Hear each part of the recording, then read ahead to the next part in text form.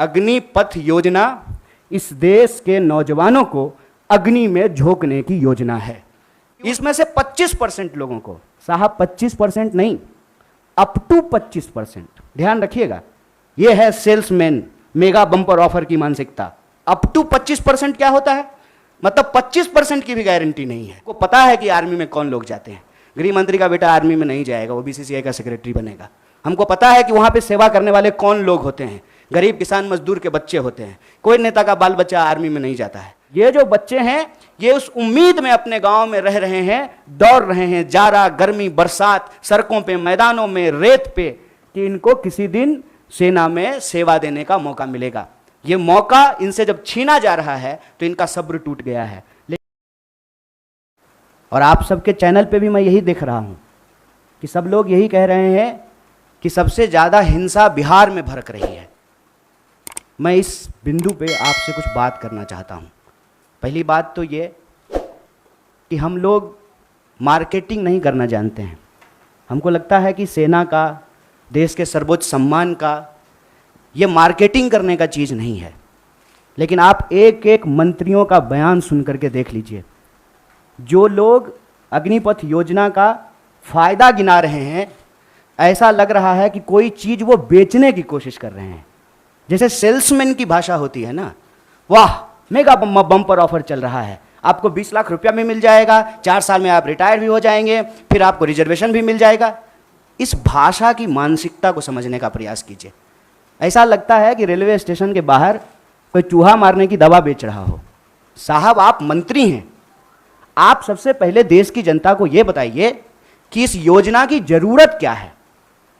हर साल जब 50,000 से ज़्यादा भर्तियां और नियमित भर्तियां, जिसमें टीए भी है, डीए भी है, पेंशन भी है, सेंट्रल स्कूल में एडमिशन का भी प्रावधान है, रेलवे का भी टिकट मिलेगा, हवाई जहाज का भी टिकट मिलेगा, और अगर सर्वोच्च बलिदान आप देते हैं, आपको शहादत होती है, तो आपके परिवार का भी ख्याल रखा जाएगा।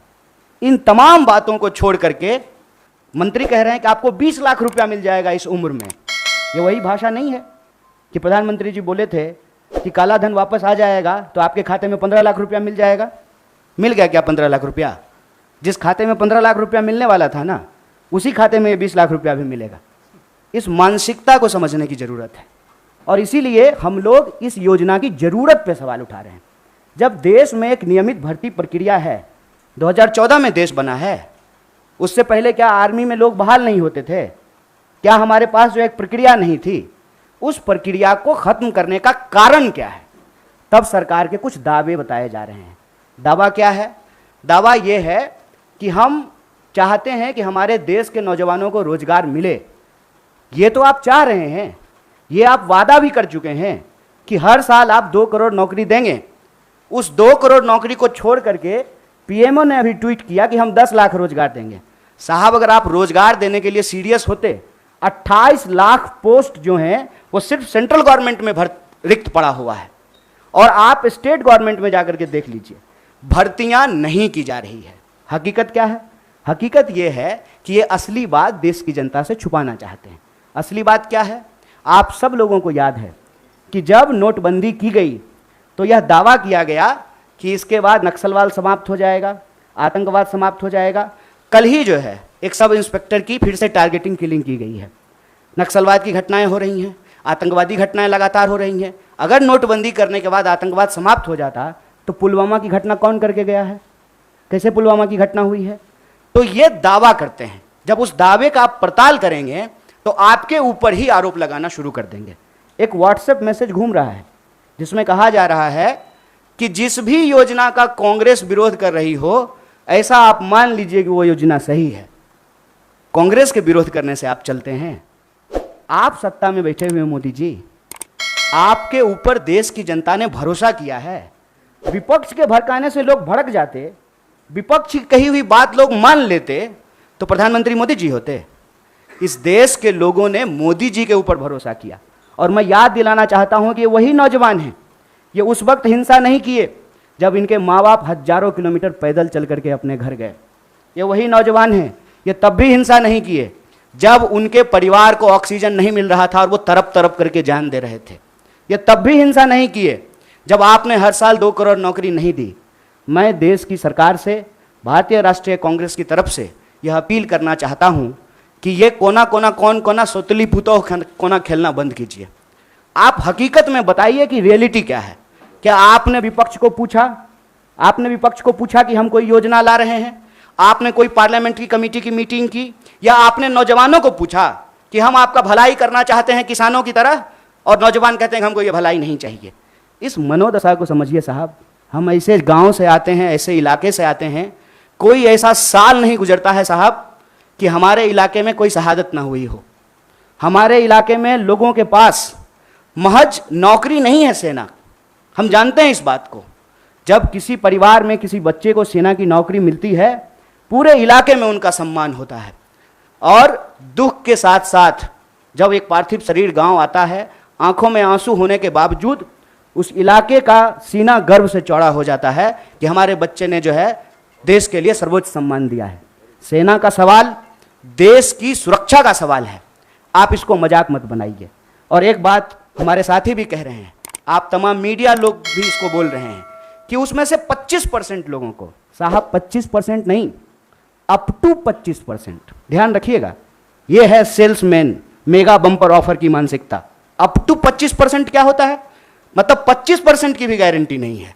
यह मत समझिए आप कि उसमें से एक को दे ही देंगे नौकरी।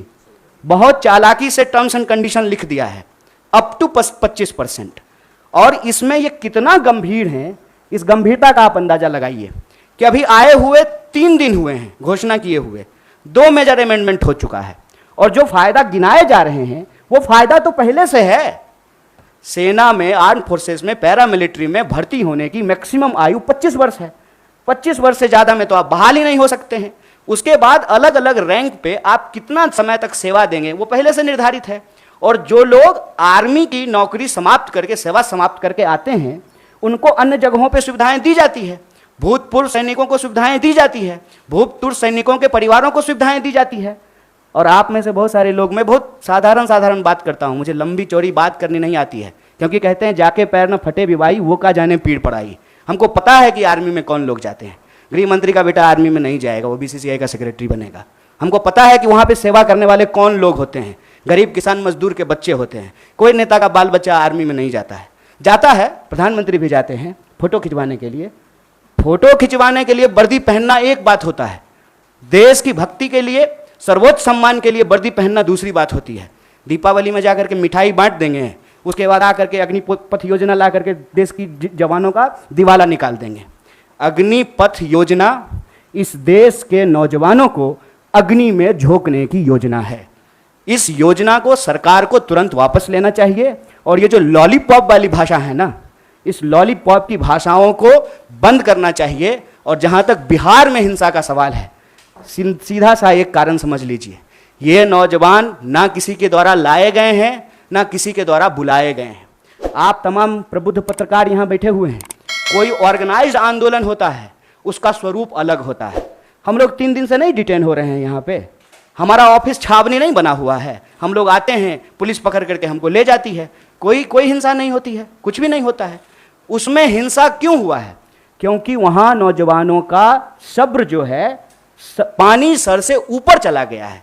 और एक बात और जान लीजिए, जो हमारा बेरोजगारी दर है देश का, बिहार का बेरोजगारी दर डबल है साहब। जहां के मजदूर, बिहार का मजदूर जाता है ना हरियाणा और पंजाब में धान काटने के लिए, बिहार के ही लोग आते हैं ना दिल्ली में काम करने के लिए, बिहार के ही लोग जाते हैं ना महाराष्ट्र में काम करने के लिए। जहां एम्प्लॉयमेंट नहीं है वहां के लोग ऑलरेडी भी स्थापित होते हैं। ये जो बच्चे हैं, ये उस उम्मीद में अपने गांव में रह रहे हैं, दौड़ रहे हैं जाड़ा गर्मी बरसात, सड़कों पे, मैदानों में, रेत पे, कि इनको किसी दिन सेना में सेवा देने का मौका मिलेगा। ये मौका इनसे जब छीना जा रहा है तो इनका सब्र टूट गया है। लेकिन मैं इन तमाम नौजवानों से भी एक अपील करना चाहता हूं, दोस्त, हम किसान के बच्चे हैं और हमारे माँ बाप ने इस सरकार को झुकाया है, इस सरकार को बताया है कि ये देश गांधी का देश है और गांधी के देश में सत्य और अहिंसा से ही कोई लड़ाई जीती जा सकती है। इसीलिए भारतीय राष्ट्रीय कांग्रेस की तरफ से इस आंदोलन का पूर्णतः समर्थन करते हुए सरकार से यह अपील करते हैं कि इसको वापस लीजिए, और नौजवानों से अपील करते हैं कि देश की संपत्ति को मत जलाइए, मत जलाइए। क्योंकि कल को आपको वही संपत्ति इसी प्रधानमंत्री से बचाना भी है, क्योंकि देश की संपत्ति ये दोस्त को बेचने वाले हैं। ये हमारे आपके टैक्स के पैसे की संपत्ति है, इसकी रक्षा कीजिए, सत्य और अहिंसा के रास्ते पे चलिए।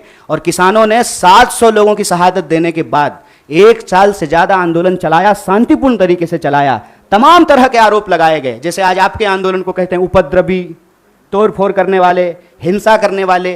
ये कहाँ से आ गए, कैसे आ गए, कौन है इसके लिए जिम्मेवार?